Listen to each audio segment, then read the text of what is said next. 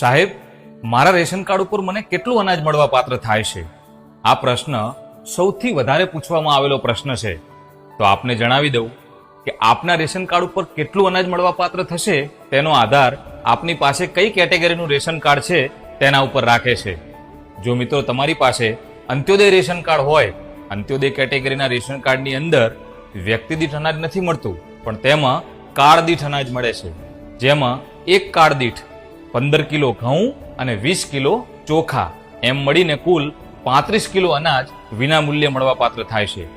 એવી જ રીતે તમારી પાસે અંત્યોદય સિવાય અન્ય કોઈ પણ કેટેગરી હોય, જેમ કે APL 1, BPL, તો એ તમામની અંદર આપને વ્યક્તિ દીઠ અનાજ મળવા પાત્ર થાય છે. જેમાં એક વ્યક્તિ દીઠ 2 કિલો ઘઉં અને 3 કિલો ચોખા એમ મળીને કુલ 5 કિલો અનાજ વિના મૂલ્યે મળવા પાત્ર થાય છે.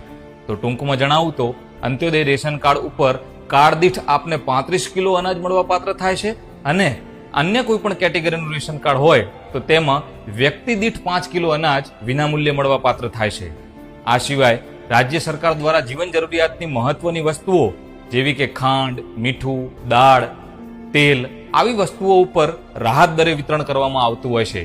તો એ કેટલા દરથી વિતરણ કરવામાં આવશે અને કઈ કઈ વસ્તુનો શું ભાવ છે એ આપણે નેક્સ્ટ વિડીયોમાં જણાવીશું. એ સિવાય આપણને જો અનાજ નથી મળતું તો એના માટે શું પ્રોસેસ કરવી એ પણ આપણે નેક્સ્ટ વિડીયોમાં જાણીશું.